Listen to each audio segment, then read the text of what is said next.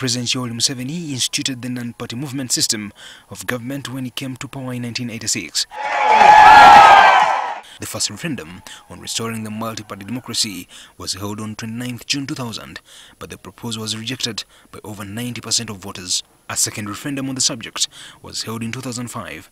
This time the tables had turned in the opposite direction, with about 90% of the voters approving the multi-party system. The country has experienced 14 years of multi-party dispensation. However, the opposition says the space to carry out its activities has not significantly improved over the years. It's as if the opposition is being denied to do almost each and every activities in this country. Yusuf Serunkuma, a researcher at Makerere University, believes in a political saying that once in power you retain and protect it, a belief that he thinks can't enable the multi-party system to work in Uganda. The opposition has to appreciate that the idea of being under a multi-party dispensation in this country is a facade.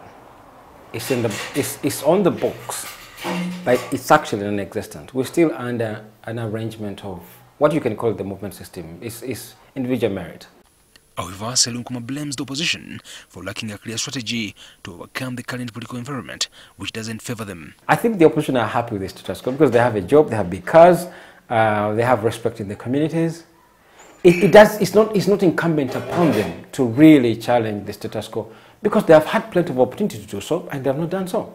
Since the introduction of the Public Order Management Act, the political space within the opposition can operate has been subject to further control. On several occasions, police has denied the opposition parties the opportunity to mobilize and meet their supporters.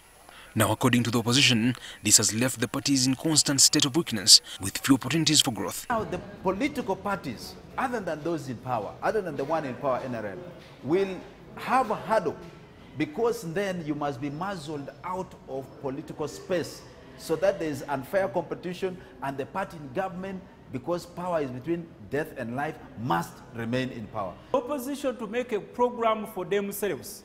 There's never been any leader, especially in the banana republics, to make a way smooth for you. Those who assume that the government will ever wake up one day and they transit peacefully, especially in a country like Uganda, you are just daydreaming. He who is in power ensures that he protects the power because it's power that protects the wealth that they have. Opposition should not use any excuses whatsoever to claim that they have been denied of space to participate. It's true. The government spokesperson of Pondo has described the allegations by the opposition as baseless, accusing them of always working to disrupt government programs. The onus is on the political leaders, especially elected members of parliament, leaders of political parties, to try as much as possible to comply with the dictates of the law. I see no harm in FDC President Engineer Amuriat informing the police about intended meeting, particularly if they are public gatherings. Political analysts argue that in modern societies, multipartyism has proven to be the most viable and possible form of democracy which can address key interests of citizens. Ivan Chimuchigozi, NTV.